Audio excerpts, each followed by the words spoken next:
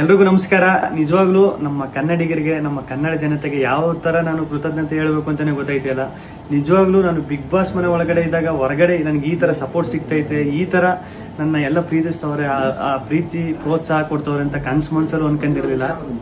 ಸಖತ್ ಖುಷಿ ಆಯಿತು ಆಚೆಗೆ ಬಂದಾಗ. ಇನ್ನೂ ನನಗೆ ನಾನೇ ನಂಬೋಕಾಯ್ತಿಲ್ಲ. ಆಮೇಲೆ ನನಗೆ ಸಖತ್ ಖುಷಿ ಆಗೋದೇನೆಂದರೆ, ನಮ್ಮ ಯೋಧರಾಗಿರ್ಬೋದು ಅವರು ವೀಡಿಯೋ ಮಾಡಾಕ್ತಾರೆ. ಆಮೇಲೆ ನಮ್ಮ ಕನ್ನಡ ಜನತೆ ಅಲ್ಲದೆ ಬೇರೆ ರಾಜ್ಯದವರು, ಆಂಧ್ರ, ತಮಿಳುನಾಡು, ಬೇರೆ ದೇಶದಲ್ಲಿರೋರು, ಆಮೇಲೆ ನಮ್ಮ ರೈತರು ಈ ಸಂಕ್ರಾಂತಿ ಹಬ್ಬದಲ್ಲೆಲ್ಲ ಕಿಚ್ಚೊಡಿಬೇಕಾದ್ರೆ ಹಸುಗಳ ಮೇಲೆಲ್ಲ ಚಿತ್ರ ಬಿಡಿಸ್ಕೊಂಡು ಫೋಟೋ ಹಾಕೊಂಡೆಲ್ಲ ಸಕ್ಕ ಸಪೋರ್ಟ್ ಮಾಡಿದ್ರು.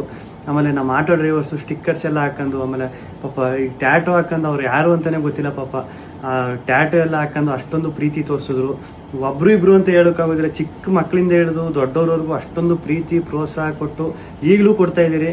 ನಿಜವಾಗ್ಲೂ ನಾನು ಬದುಕಿರೋವರೆಗೂ ಇನ್ನೊಂದು ಸಖತ್ತು ಆಶ್ಚರ್ಯ ಆಗಿದ್ದು, ಖುಷಿಯಾಗಿದ್ದು. ನಮ್ಮ ಮೀಡಿಯಾ, ನಮ್ಮ ನ್ಯೂಸ್ ಚಾನೆಲ್ಗಳು ಅಷ್ಟೊಂದು ಸಪೋರ್ಟ್ ಮಾಡಿದ್ರು ನಂದು. ಆಮೇಲೆ ನಮ್ಮ ಸೋಷಿಯಲ್ ಮೀಡಿಯಾದಲ್ಲಿ ನಾನು ನಿಜವಾಗ್ಲೂ ಒಂದೇ ಒಂದು ನನ್ನ ಬಗ್ಗೆ ಒಂದು ನೆಗೆಟಿವ್ ವಿಡಿಯೋ ಆಗಲಿ, ಒಂದು ಟ್ರೋಲ್ ವಿಡಿಯೋ ಆಗಲಿ ಸತ್ಯವಾಗ್ಲೂ ನೋಡಿಲ್ಲ. ನಿಮ್ಮ ಪ್ರೀತಿ ಪ್ರೋತ್ಸಾಹ ಎಲ್ಲ ಹಿಂಗೆ ಇರಲಿ ಕೊನೆವರೆಗೂ. ಹಿಂಗೆ ಐತೆ. ನಾನು ಈ ಪ್ರೀತಿ ಪ್ರೋತ್ಸಾಹನ ಕೊನೆವರೆಗೂ ಉಳಿಸ್ಕೊತೀನಿ. ಧನ್ಯವಾದಗಳು.